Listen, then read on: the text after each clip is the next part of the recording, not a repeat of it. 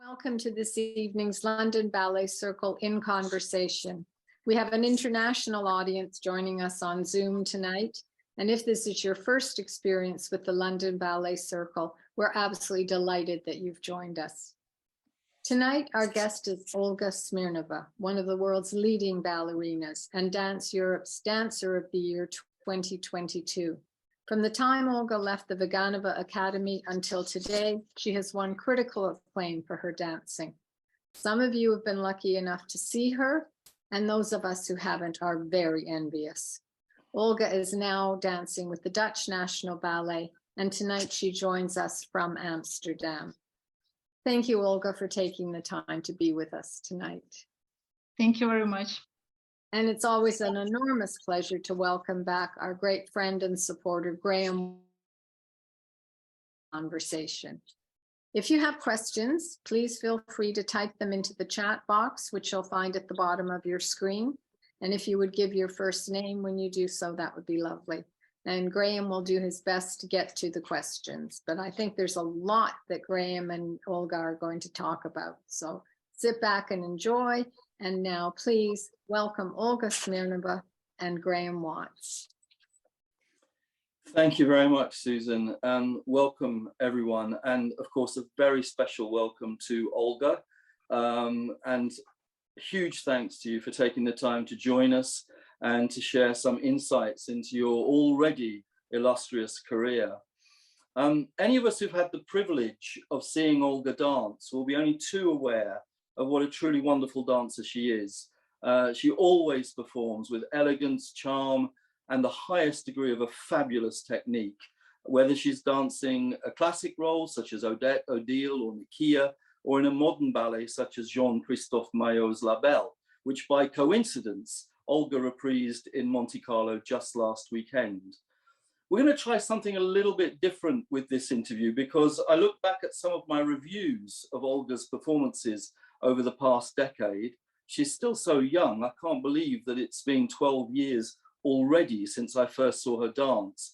And I'm going to illustrate my questions with some quotes from some of my reviews, but also we're going to show a few snippets of film of Olga dancing, just so those of you who may not have had the opportunity to see her dance will understand just what a wonderful dancer she is. So just starting off with quotes from my reviews, and if Paul could put the first one up.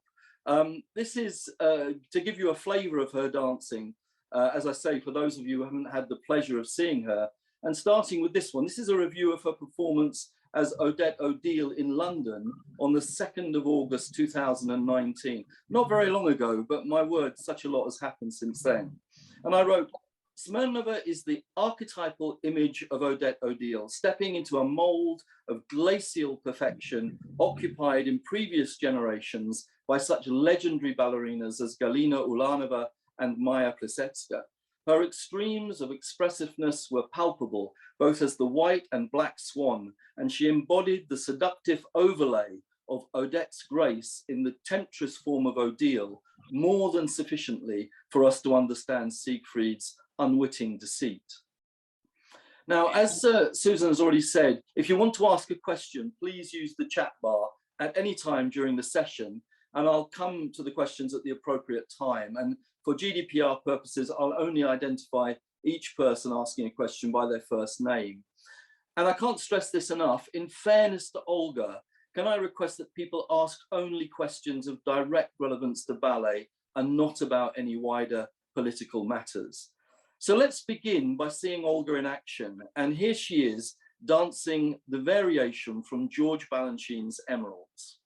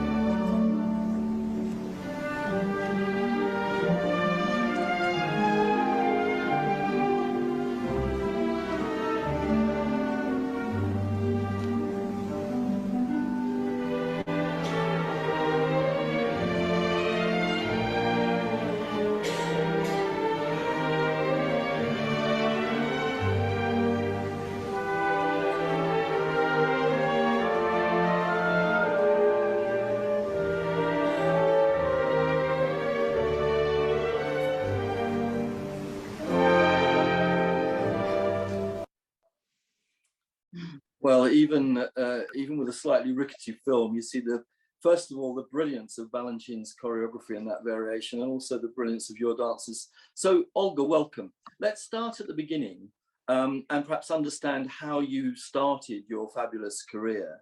You were born in Leningrad, of course, now again, St Petersburg. And I understand your family had no associations with ballet. So can you tell us a little about your early life in St Petersburg and how you came to be attracted to ballet?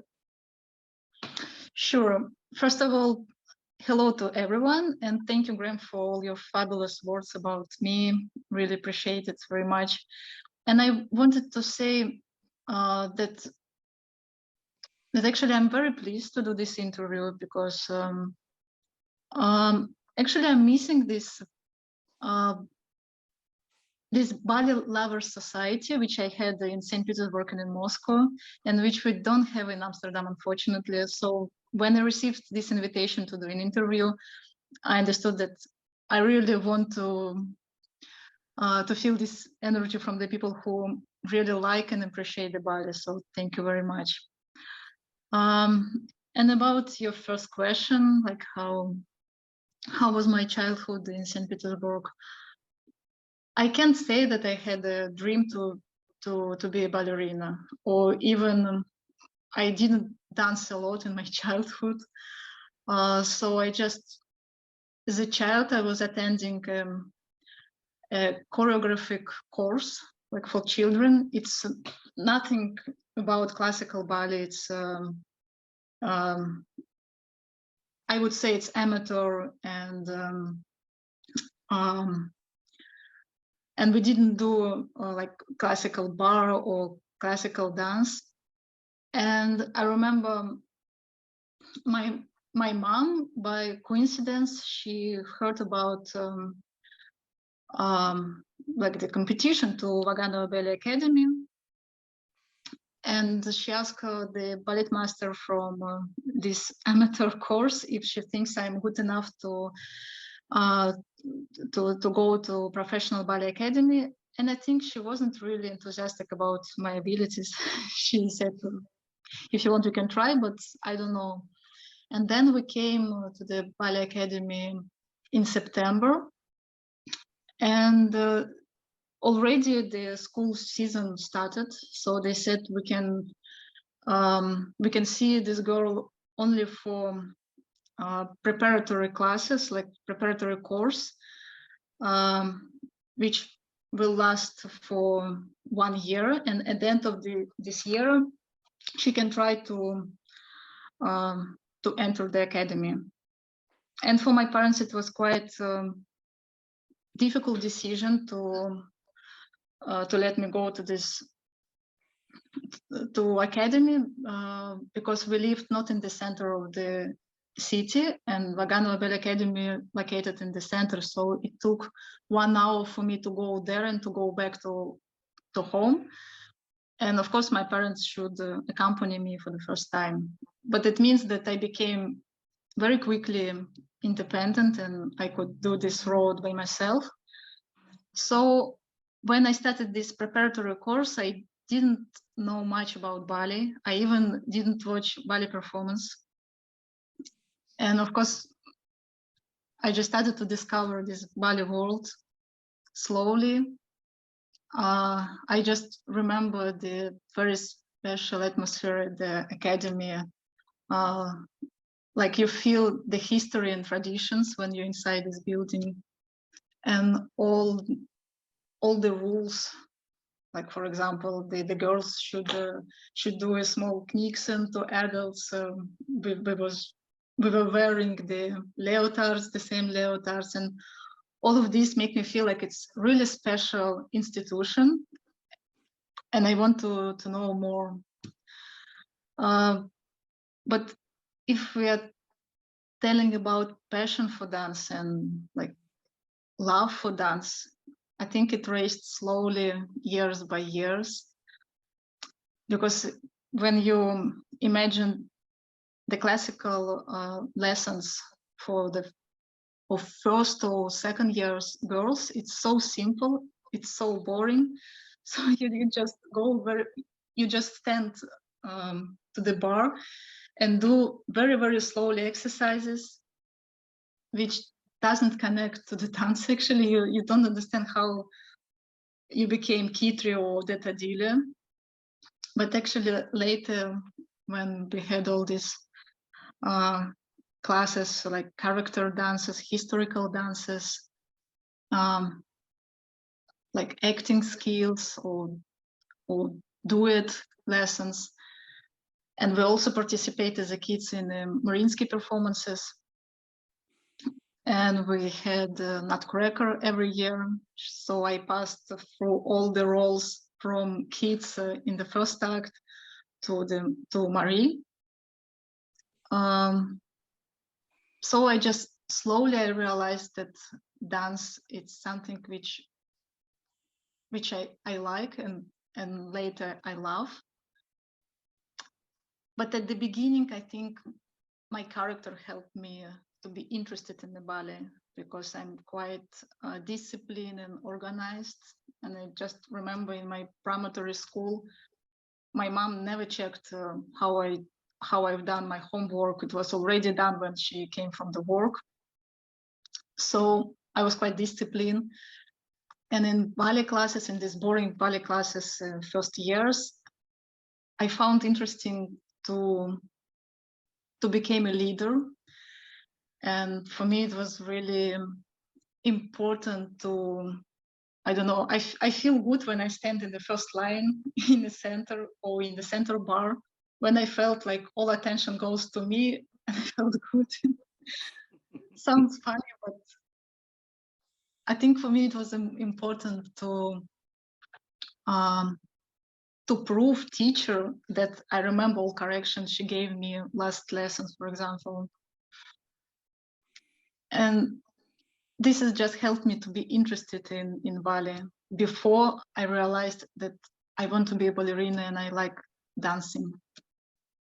It's a really interesting story because usually it's a story of a 5-year-old or a 6-year-old seeing the ballerina on the jewelry box and dancing in their bedroom. But it sounds like your process was a much more, I would say, slow burning process, and it was helped by your discipline in your behavior. At what point did you, so you go to the preparatory school, and then obviously from the preparatory school you enter the academy. Was that an easy process because you'd been in the preparatory school, or was still the process to get into the main academy, was that still a difficult process? No, these preparatory courses, it was part of course at the Vaganova Ballet Academy. So after 1 year of attending this course, you, of course, you get some advantages to enter the academy, like to be admitted full time. Right. Okay. And So at what point then did you think? So you entered the preparatory school not really knowing so much about ballet and not I'm sure understanding, oh, this is going to be my future life. What point did you really think, oh, I'm going to be a professional ballerina? Like probably 4th or even 5th year at the Vaganova. Wow. It took time for me to realize that actually it's interesting for me and I can only be a leader in the class, but I like the expressiveness of dance. When we had, I don't know, when we had some Spanish dance, all of this variety of dances. And I realized that it's interesting also to act. I started to dream to be a Juliet, to be a Giselle. Yeah, but just the process wasn't fast for me to realize that I can be a ballerina and I want to be a ballerina. And you studied, of course, in your later years at the academy, you studied under Lyudmila Kovaleva. No? Later. When you were, so it was in your last years at the academy, yeah? Yes. Yeah. 2 last years.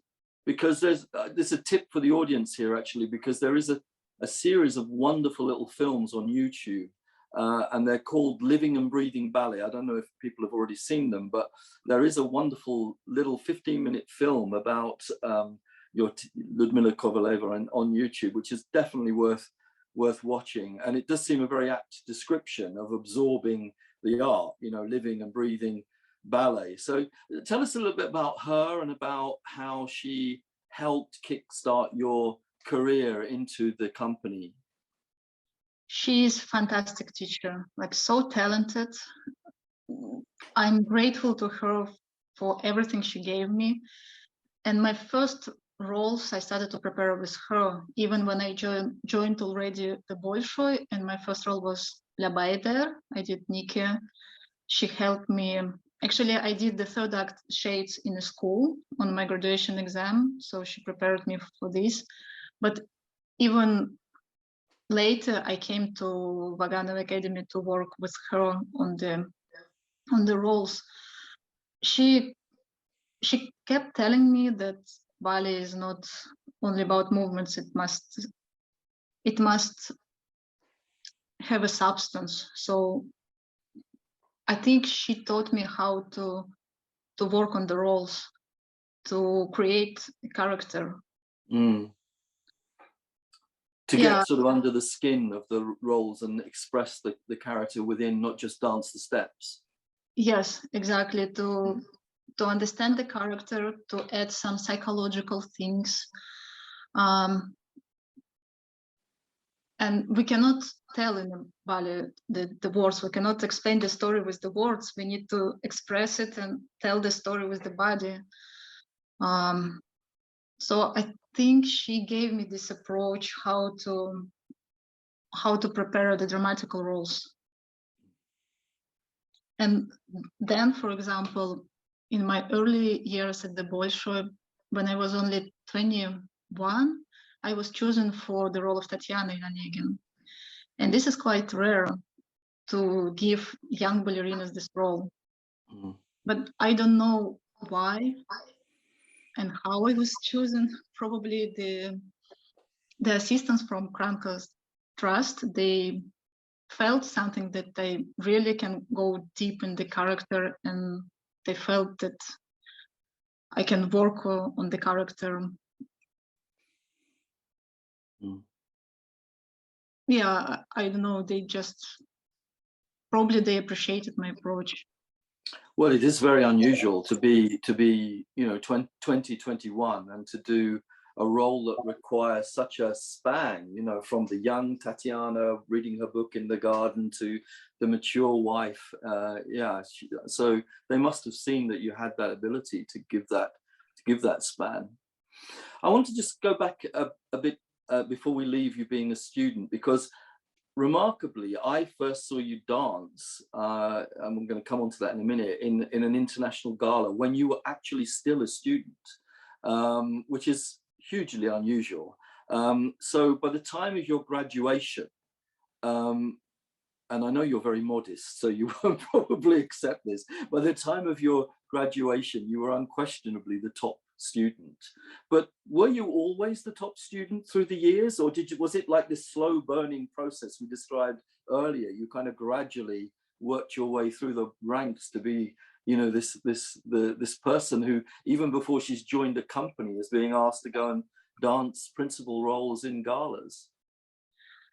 No, I was trying to keep this rank of to be a top student. As I said before, for me it was really interesting to achieve something, and I was interested to work on the correction which I received from the ballet master, from our coach. So they also realized that I'm taking on the correction and I'm improving fast, and I think this allowed me to be in one of the top students,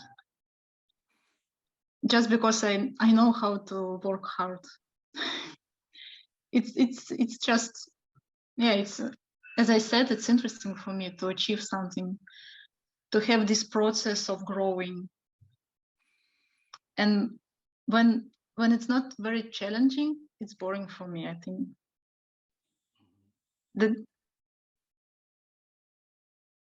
That's why I think I did so many roles, because I didn't think, oh, this role doesn't suit me.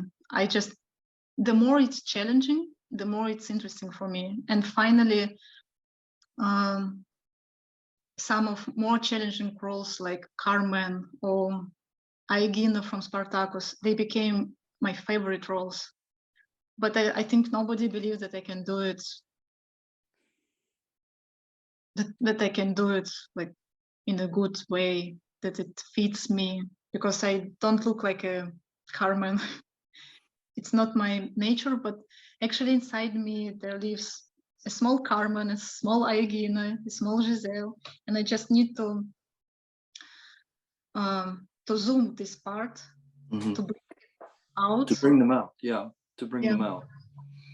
Yeah, I mean, I'm loving the fact, I've always believed that, of course, you must have talent to make it to the top, but actually I think the decisive factor is the commitment and the hard work and the discipline, which is something you're really be revealing to us, that that's the determining factor for you too. Let me come to that performance that I first saw you, because it was on the 15th of May, 2011. It's almost exactly 12 years ago. And it was at the Russian Ballet Icons Gala at the London Coliseum, and it was specifically to celebrate the centenary of Galina Ulanova's birth. You were still a student, as I said, and you performed Dvorak Melody by Asaf Messera, and I still can remember it 12 years on. And this is what I wrote at the time. This latter was danced by Olga Smirnova and Sergei Strelkov, both still students at the Vaganova Academy in St Petersburg.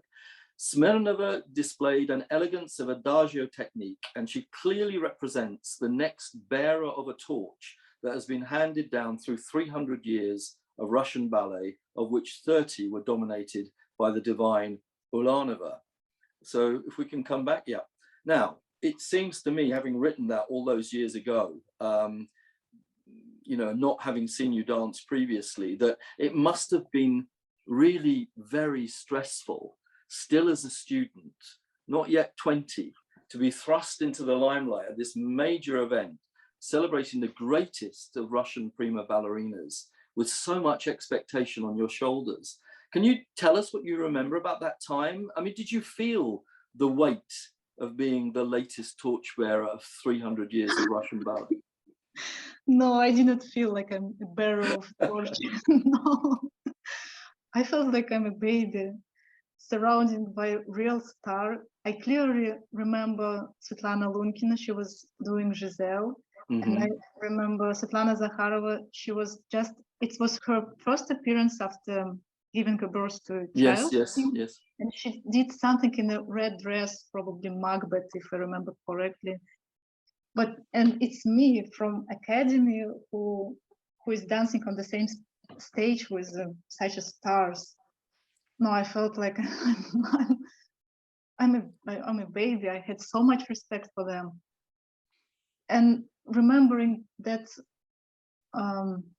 performance, I just could say that I was doing what I was taught at the Academy.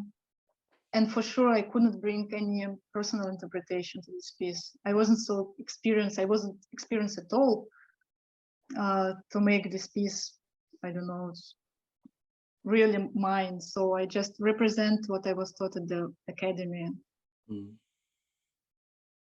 But it wasn't just it wasn't just that gala, was it? Because by an amazing dint of coincidence, I also happened to be in St Petersburg for the Diana Vishneva benefit performance, which was around about the same time, maybe a few weeks later, if I remember, at the Mariinsky. And I also know, although I wasn't there, that you danced in Beijing that summer with Semyon Chudin, and all of this before you actually joined the company, still as a student. I mean, it's possibly unprecedented, I think, for a student to be doing, you know, all of these amazing things before they've actually joined a company. I mean, you've already in a sense kind of explained how you felt then. You said you felt like a baby, but you must have had a feeling that, you know, I'm going to be a star. I'm already, because you didn't put yourself into these situations. Other people wanted you to dance in these galas around the world, London, Beijing, and St. Petersburg. Or were you maybe a little less confident about the future?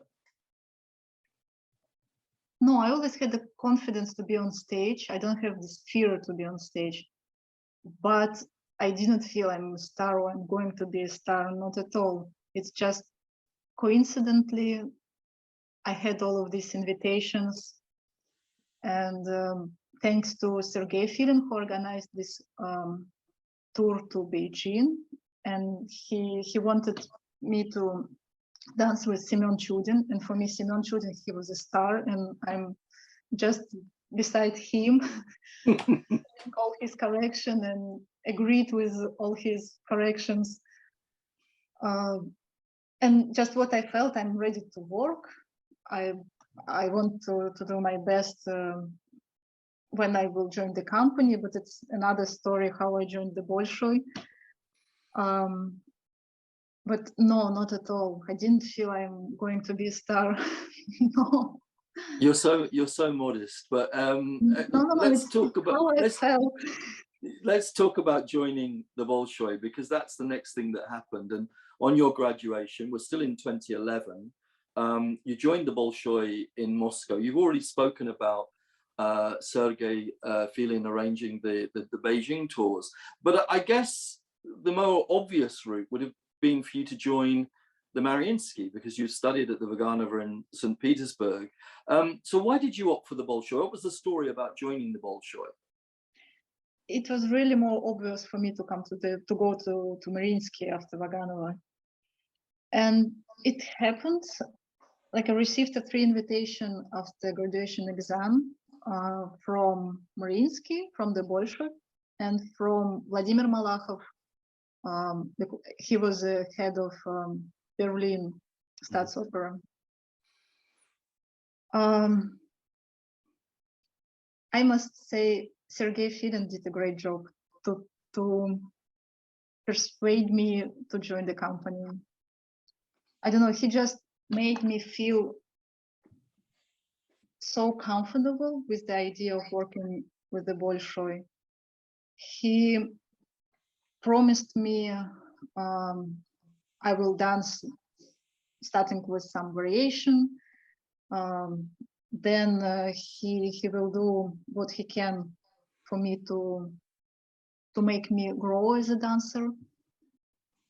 So it just was, he also, because it was the time where the historical stage reopened after reconstruction. So he said, you will have much more opportunity to dance on a new stage, on the historical ones.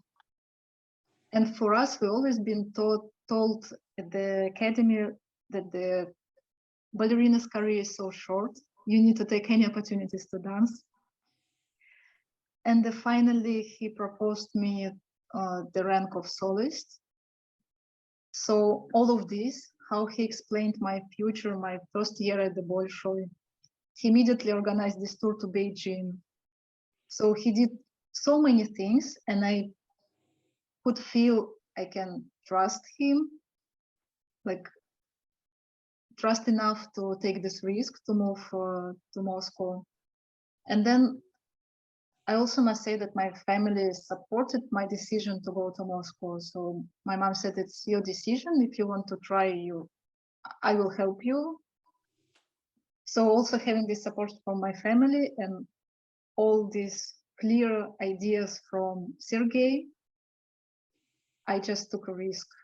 Yeah, it sounds as if Sergei did a brilliant job of exactly attracting you to the Bolshoi. Exactly, it's all about him. I think he just knew that I'm ready to work. I will try to do my best. He explained we'll have Jules, we'll have Pharaoh daughter by Lacote. The first season you will come, so probably you will have some chance if you will be chosen from the choreographer or from the assistants to be in these works. So you will have this chance. Of course, it all depends on you how you will work, but I will provide you some chances. And that's all. So going straight into the company as a soloist, and you were a leading soloist in the next year and a principal within 4 or 5 years. Obviously, you bypassed you know, what 99% of other dancers do when they go into the, you know, into the company at the lowest rung as an artist, and they spend time in the corps de ballet. I mean, it's great in terms of you get into the role of doing variations and doing soloist roles very, very quickly. But do you think you maybe missed out on something by going straight in at that level? Or was it exactly the right thing for you?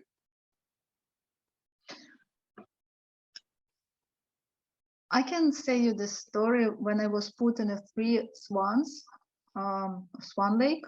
Mm-hmm. At the Bolshoi division of Grigorovich, we have 4 small and 3 big swans. Mm-hmm. And poor ballet master who was rehearsing with us, she was always complaining on me because I couldn't do together with 2 girls. And she put me in the center, but still, it's really, it was difficult for me to be like 2 girls at the right and at the left on me. So probably from you also need to have a knowledge how to dance in the corps de ballet. It's not so easy. Yes, exactly. Yeah.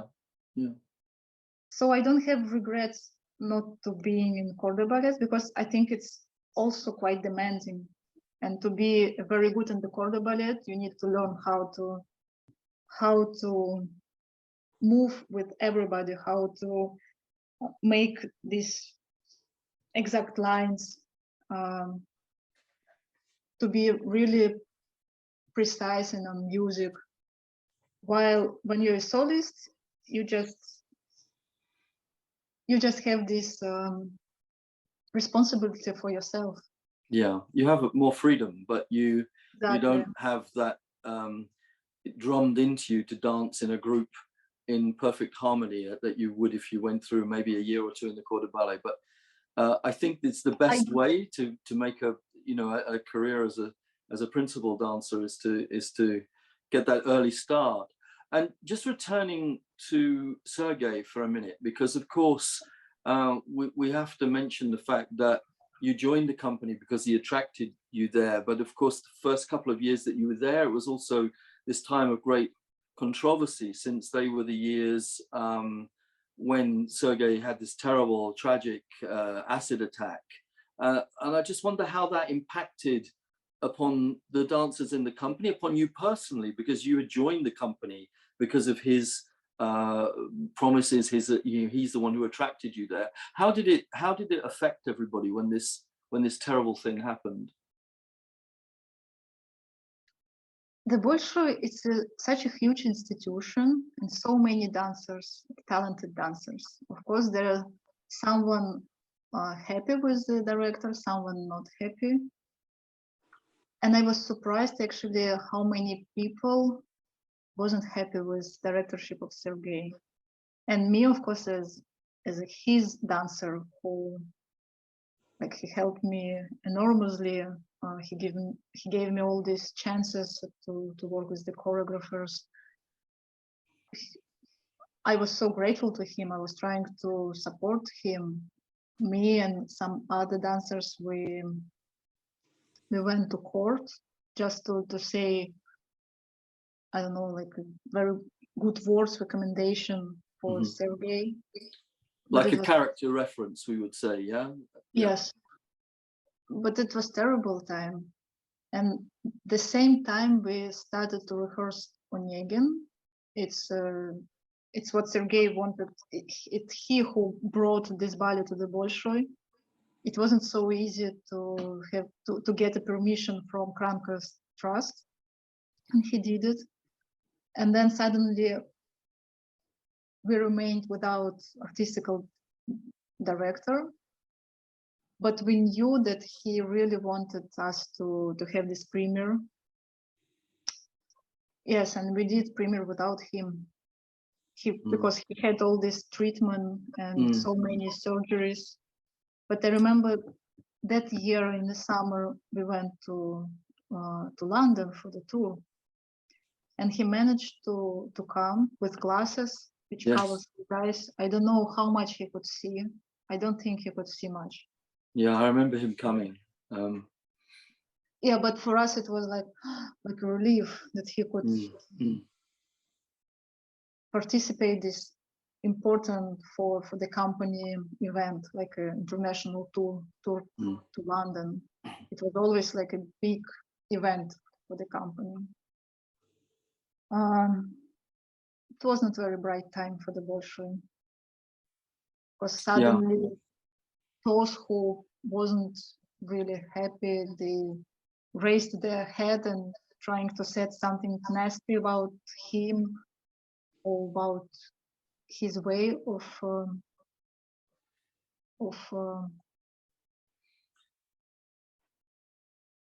directing the company. But you managed to kind of, I imagine, sort of cocoon yourself in your performances, because I was going to come on to that London tour in 2013, because it was really a tour where I know you'd performed in that one-off performance in the Colosseum we spoke about before, but on that tour, I remember you were quite ubiquitous in the performances. You were in almost everything that I remember. You were the real name that stood out in the tour. And I look back at my reviews of the time, and I could have probably picked 4 or 5, but here are just 2 references. Firstly, for Jules, when I wrote Olga Smirnova replacing Svetlana Sakharova at short notice, delivered a glorious account of the central ballerina role in Diamonds. Of course, we've just seen you in the variation in Emeralds, that was as sparkling as the gems encrusted into her tutu. It should not be possible for a ballerina so young, just 21, to have such maturity, artistry, and confidence, but she is fast becoming a world superstar and the new must-see ballerina. She delivered a magnificent masterclass of luminous splendor in this Americanized take on grand classicism. And I remembered that so well because you jumped in at the last minute in that role.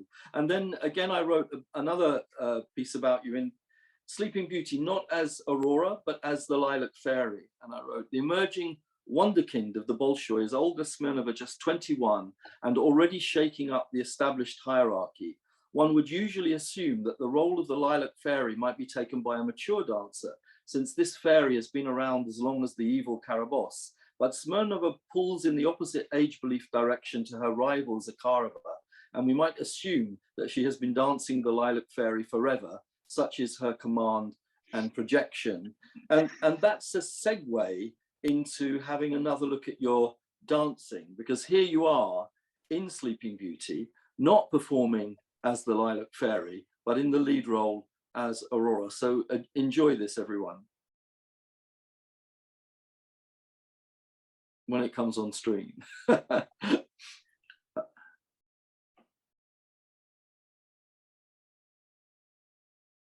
Are you there, Paul?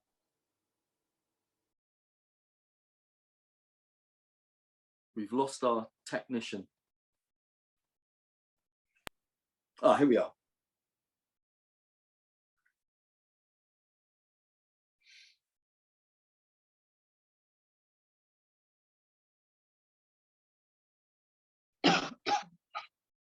Well, shall we just carry on, and then Paul can interrupt us with the film. I'll stop because it's better than to waste time. I'll let you take a drink, Olga. So anyway, you clearly had a huge and positive impact, not only on me, but also all the other British critics, because I could have found legions of wonderful reviews. Oh, here we are. We're going to come with Aurora now. Okay.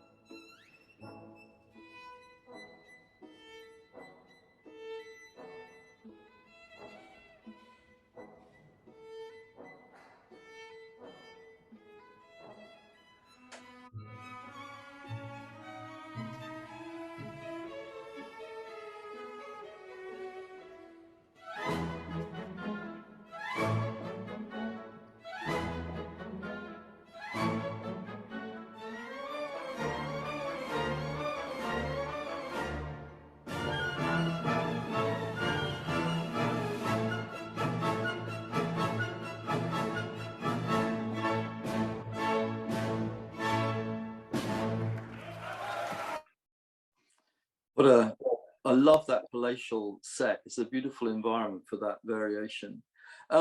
Let's talk a bit more about coaching, because we already talked about Ludmila Kovaleva and how actually her influence on you carried on to when you were in the company. But obviously in the company, your coaches, well, first of all, you had the legendary Marina Kondratieva, and then later Maria Alash.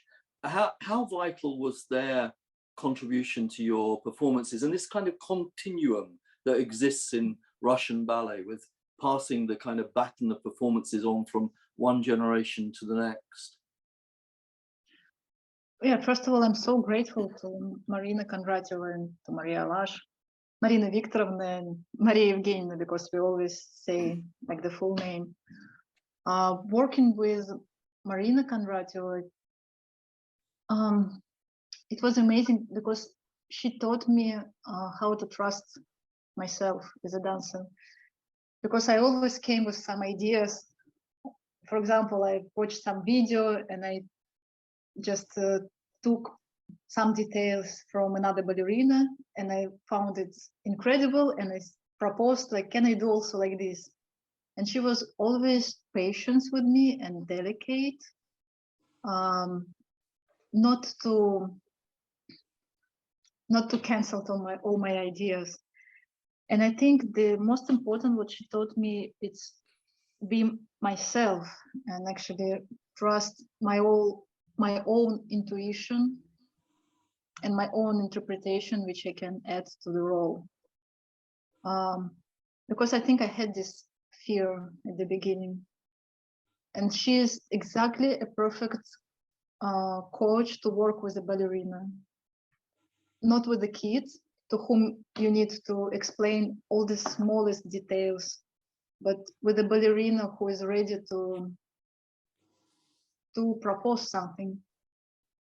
And actually, I think this freedom she gave me, it helped me to trust myself, to believe that I also have a right to propose something. And I'm very grateful that she led me from my beginning career, from my first years at the Bolshoi. And then when unfortunately for her it was more and more difficult to give a class and to coach, to attend the rehearsals, then I became to work with Maria Alash. And it's the next generation of ballerinas. We worked more on the same levels because there is not a huge differences in the years between us. But I'm also grateful to her because actually she gave me the role of Aegina, because she was a fantastic Aegina in the past, in the Grigorovich Spartacus. She taught me all the details. We really worked precisely on this role. And as I said before, it's one of my favorite roles. So and it's such an important role in Russian ballet as well. Yes, Spartacus. It's yeah. one of the most famous and signature ballet of the Bolshoi Ballet. Just moving away for a moment from the Bolshoi, because you've been a regular guest with Les Ballets de Monte Carlo from 2015 right up until performing LaBelle last weekend. I just wondered what attracted you to that company, and in particular to the choreography of Jean-Christophe Maillot. I know they performed Taming of the Shrew in the Bolshoi. So is that when you first met him? Not exactly. Sergei Filin, he created a project. He brought the company, the Bolshoi Ballet, to Monte Carlo in 2012, probably. He wanted to show to Jean-Christophe dancers, because Jean-Christophe was hesitating about making a creation, not in his company, but especially for another company. And Sergei said, okay, I can show you dancers. And we did Swan Lake together with Les Ballets de Monte Carlo. The second act, White Act, was danced by Bolshoi company. And I did these 3 swans in the not in the corps de ballet, but not in the main role. And I don't know if it's true or not, but Jean-Christophe kept telling me that he noticed me there that time when I did three swans. Like he chose me and he decided that I for sure will be for the cast for Technique of the Show. And then, yes, he came to the Bolshoi for creation.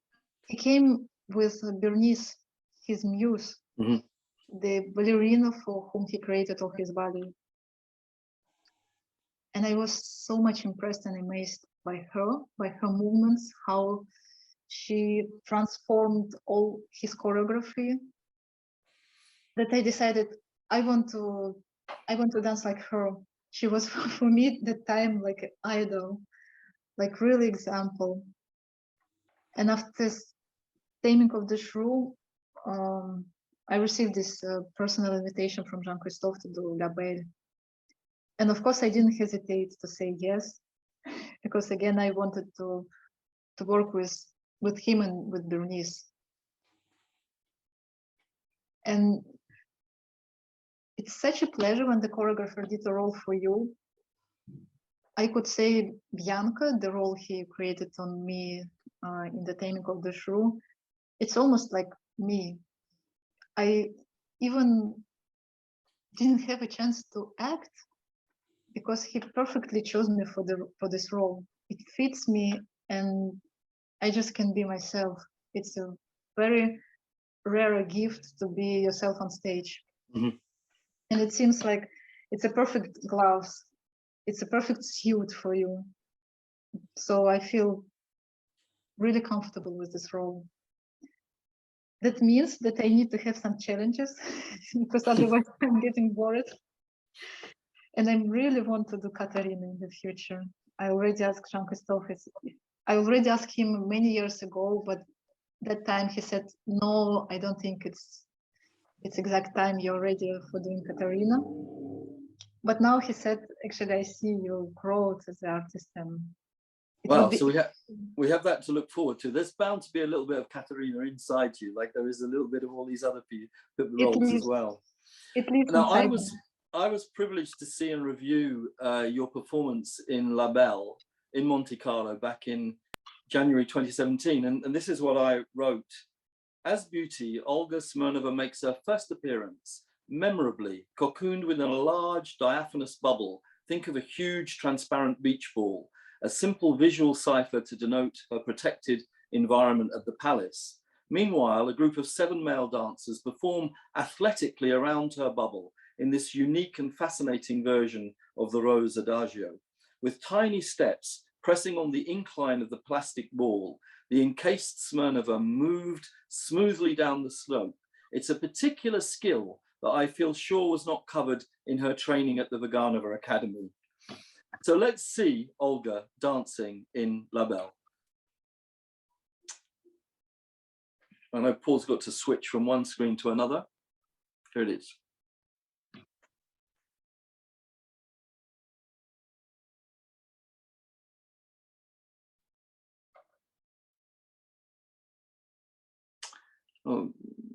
Okay.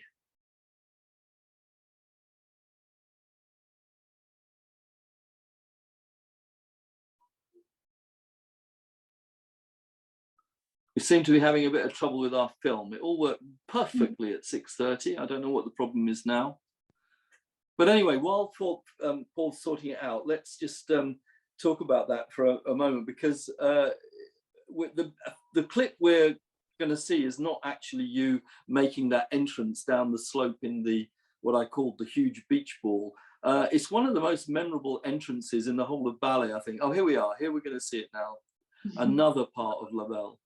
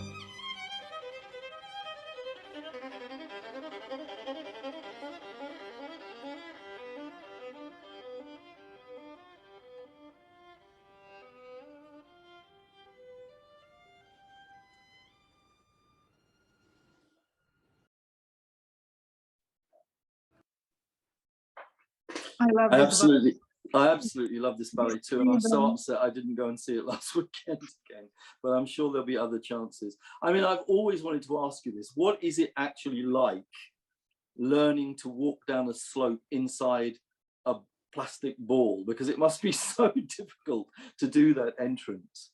Yes, there is some technique how to make the ball rolling and how to look beautifully, because when you roll this ball, it means that you do like this with the feet, but it's not aesthetically correct and not aesthetically good. So you need to learn how to push it, not to do flex. Wow. But the amazing thing is the image you have when you're inside this ball, because it means LaBelle, she was so much protected by her parents from this violent world. So actually she had the whole Rosa Adagio inside this ball. She just walking, not much choreography, but through the ball she sees the princess around her, and she recognized what is the world for her, because she was always hidden. And it helps so much to dive into the character into the ballet, because suddenly you feel all this innocent, like you never touch the hand of someone else. You were in safe and like separately from the world. It's a very like smart and clear idea, I think. Yeah, it's such a clever choreographic device to show her insularity, her how she was protected from the outside world by her parents. It's lovely.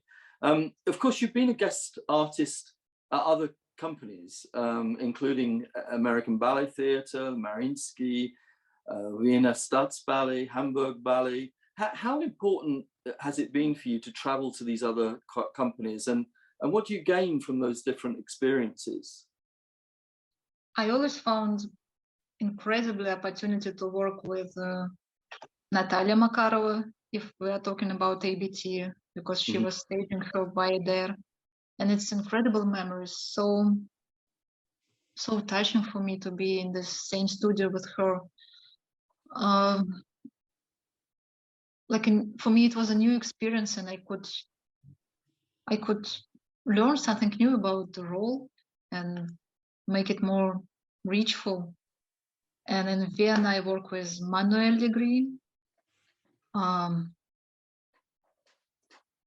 It's always was something to learn, not just to come and to do Nikki or to do Swan Lake, but always there's experience which gives me much more at the end, so much more colors and details. And of course, if we are talking about John, it's always a journey when you're rehearsing with him, when you're in his ballets. His ballets, it's like a rituals. Sometimes it's so long, so you need to go through this ritual until the end. But for dancers, it's always so interesting to be in his world with all his ideas, all his images. Doesn't matter what you are dancing by John. If you're spending time with him in the studio, you have a clear ideas what you need to reach as an actor or as a dancer. Olga's, by the way, Olga's talking about John Neumeier at Hamburg Ballet. I mean, just in case anybody's wondering who the John is, but everybody who dances with John says the same thing. It's an amazing experience. And of course, bringing us up to date, in early 2022, you made a momentous decision to leave the Bolshoi and join Dutch National Ballet. Now, you made your reasons for that decision clear at the time, and it's not something we want to revisit now. I think your statements back then are a matter of record.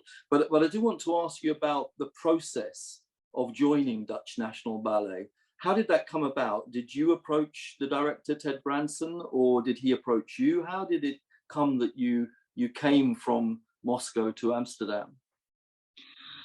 We had a common friend with Ted who asked Ted if he's interested to talk with me because I'm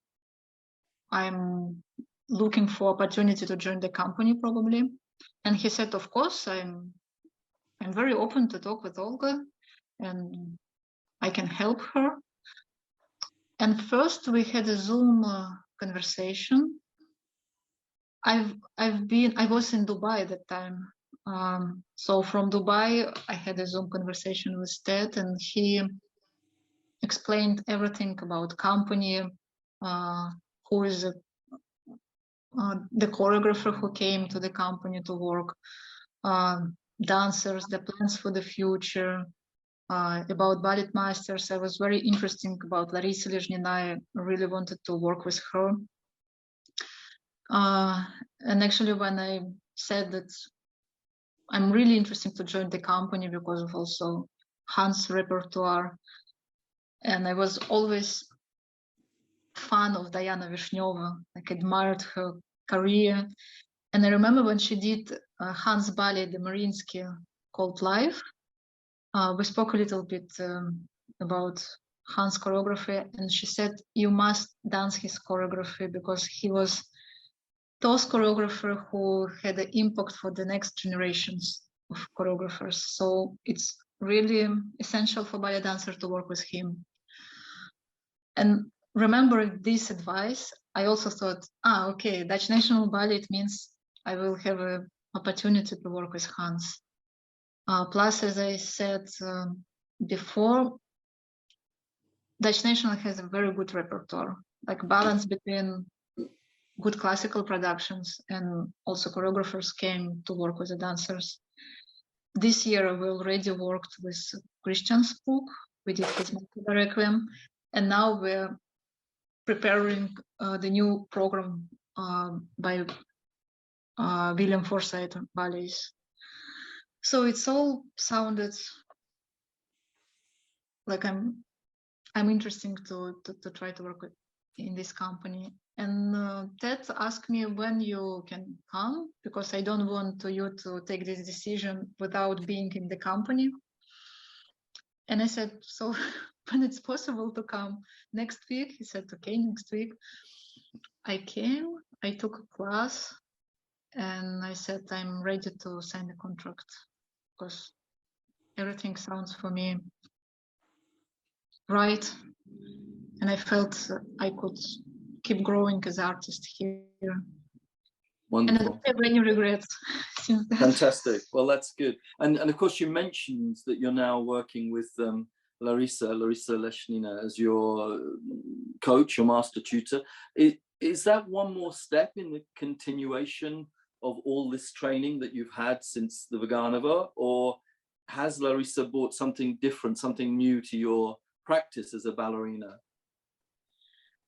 I must say that not every ballerina can be a very good coach, a ballet master, but Larissa, she's a really great ballerina in the past, but also great ballet master, because as a ballerina, she understands that sometimes I have my own vision for some roles, and she's not destroying this vision. She's like a very good advisor, but also because we have the same roots from Vaganova Academy, we have almost the same taste in classical production. So I'm very comfortable working with her.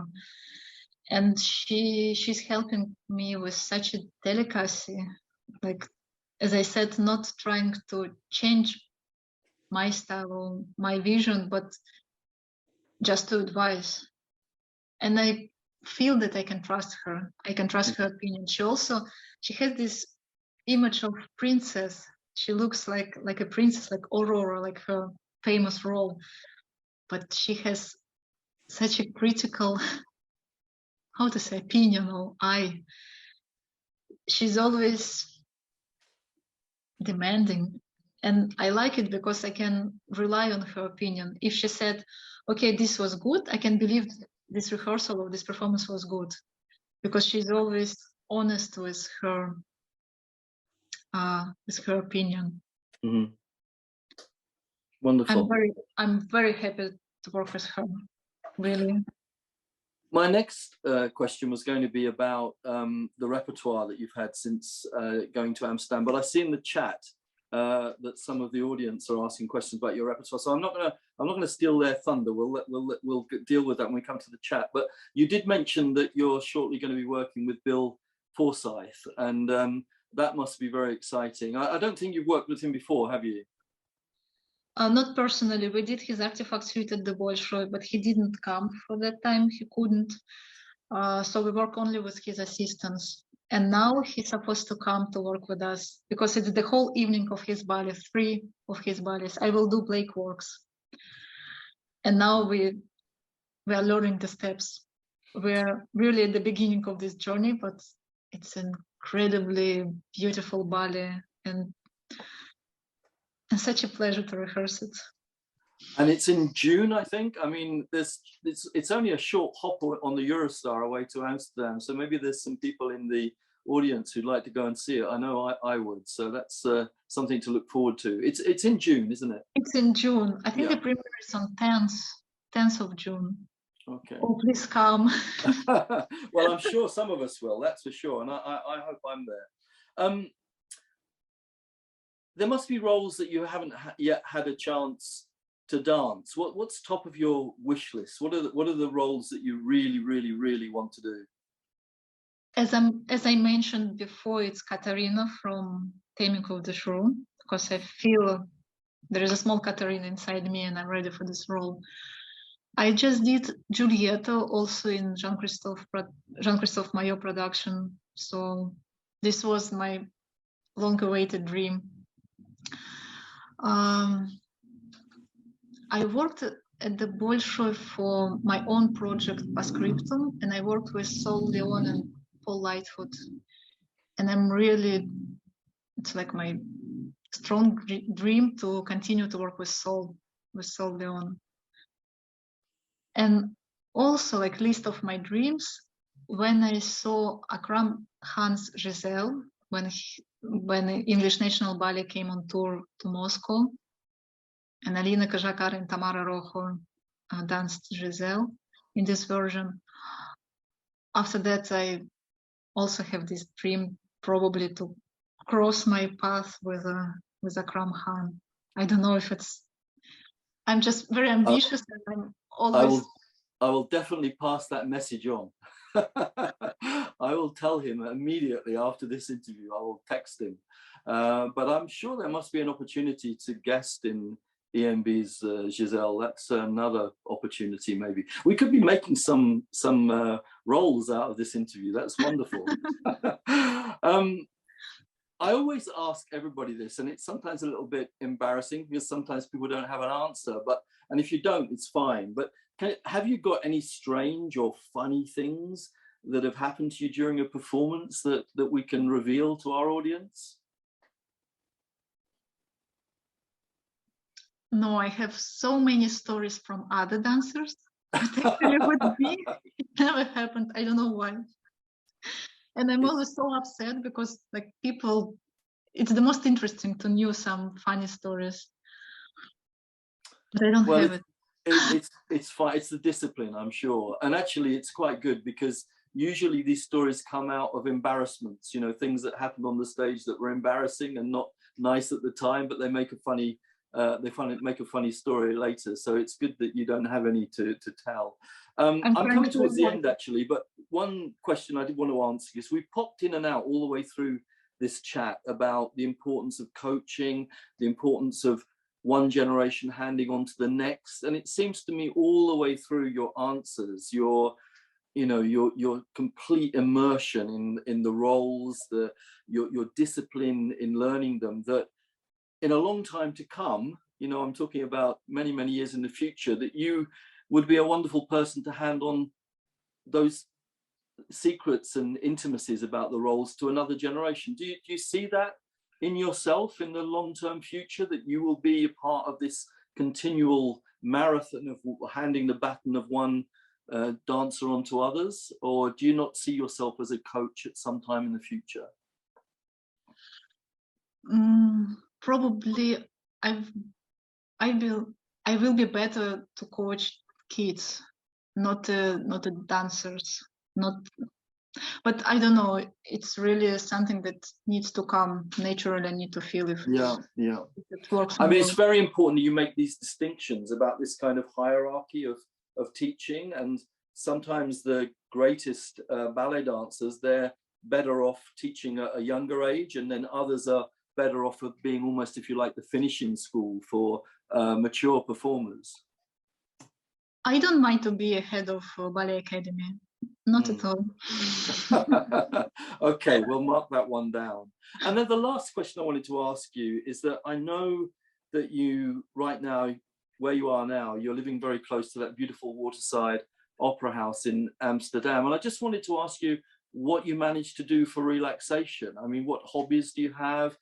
How about cycling, for example? It seems that everyone cycles in Amsterdam. Well, cycling is the most dangerous thing in Amsterdam. You need to be so attentive because Dutch people, they have in genes this ability to cycle. So I don't dare. I live really close to the opera, and the reason is because I don't want to cycle. About relaxing part of my life, I don't know. I just like to discover some cities in the Netherlands or close to Netherlands in Belgium, in France. So if I have 2 days off, I just take car and go to explore some cities and some museums. It gives new inspiration and like fresh air. And also you can switch off from dancing, from ballet, and just feeling free as a tourist. I like to be a tourist. Wonderful.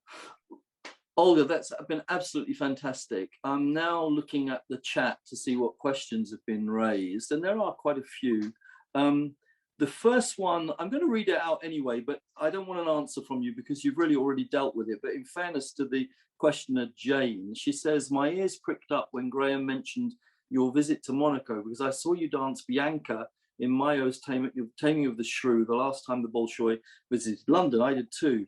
A performance I enjoyed very much. And she says, do you have a special rapport with that choreographer? Well, I asked that question during the interview, and I think we all know the answer.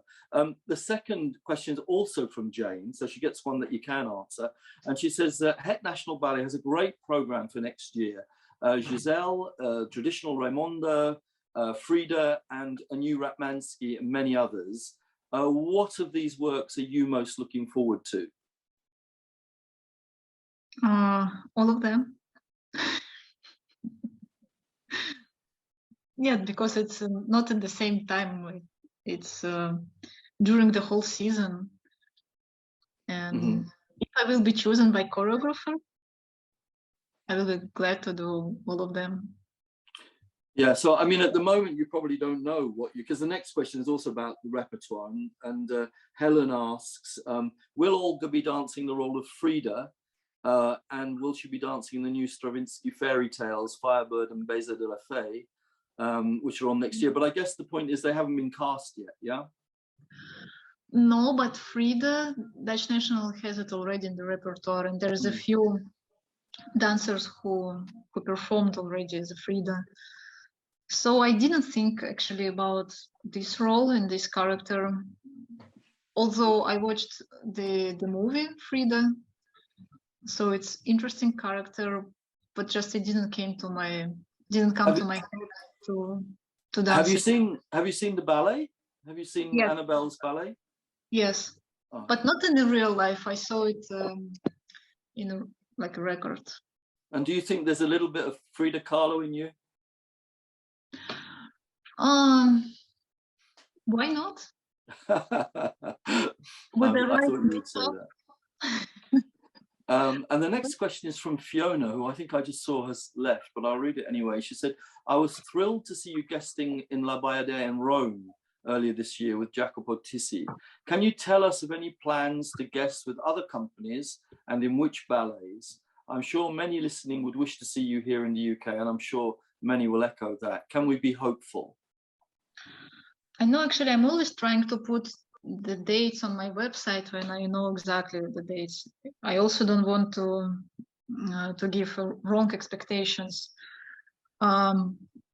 So for sure, I will continue to work with Jean-Christophe Maillot, and when I will have some opportunities to guesting with his company, I will take this opportunity.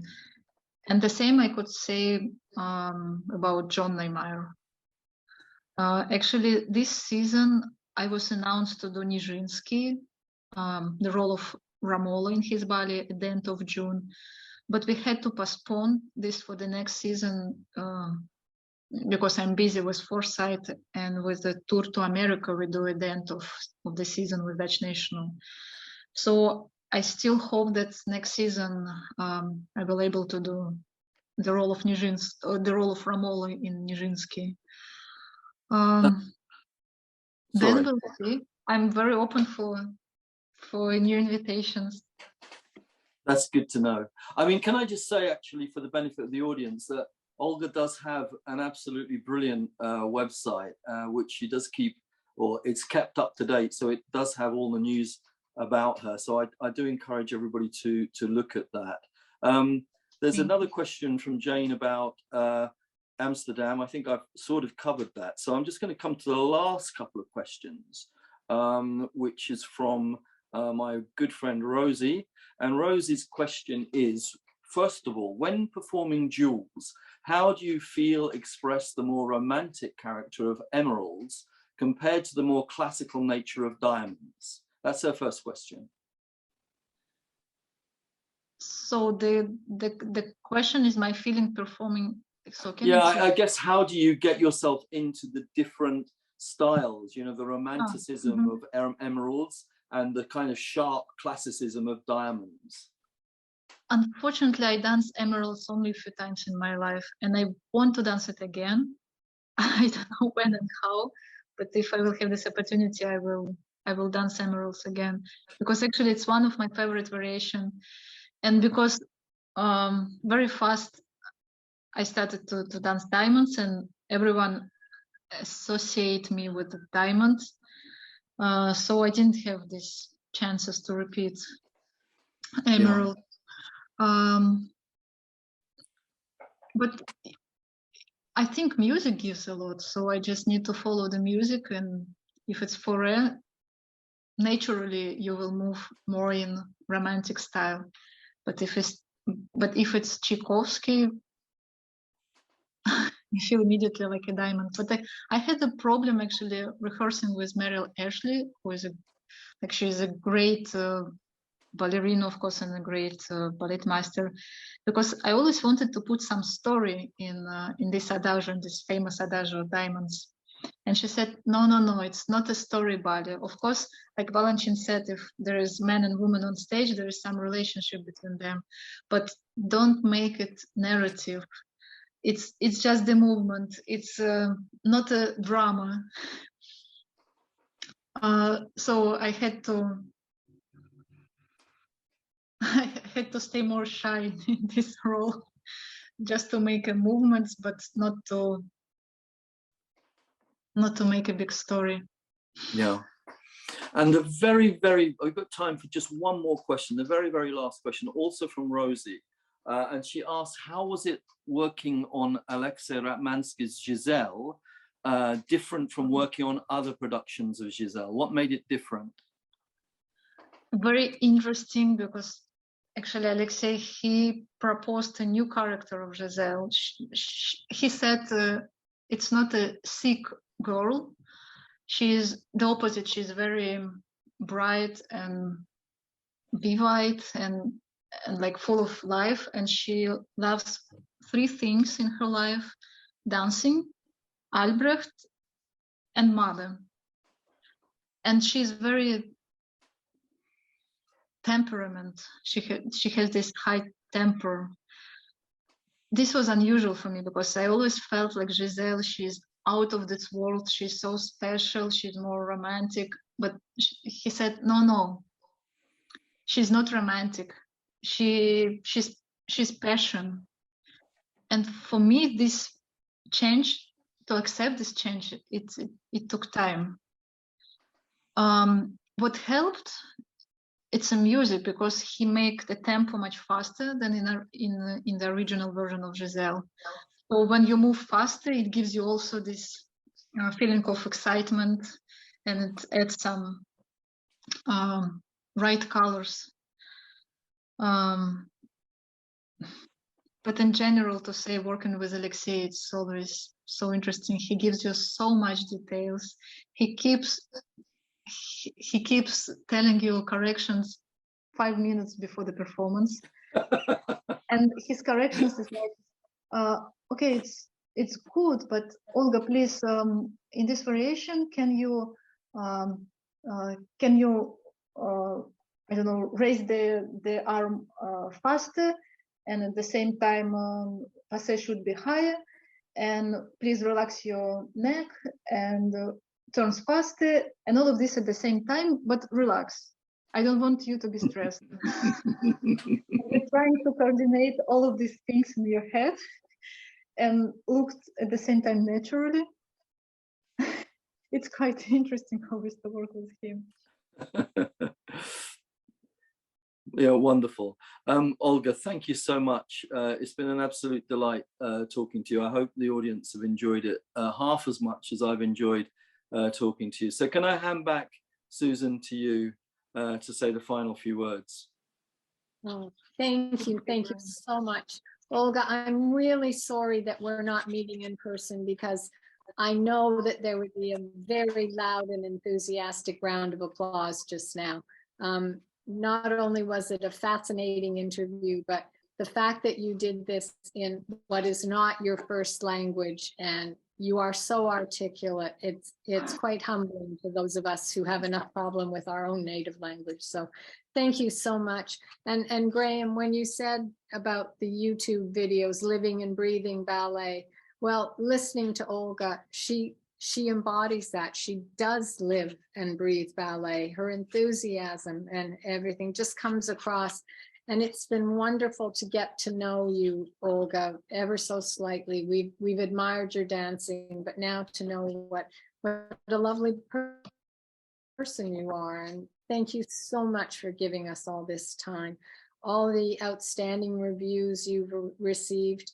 There are so many more to come, and we're going to enjoy watching those performances. Graham, thank you for a wonderful interview. It's just been splendid, as always. You always bring out the best in our guests. Thank you very much. The LBC is very proud to bring you these in conversations with the leading lights of the ballet world. And we're always so delighted when they give us their time like this, when I know how much work goes into just maintaining your daily life. To spend your evening when you could be relaxing with us is just a gift, and we're very appreciative. Thank you.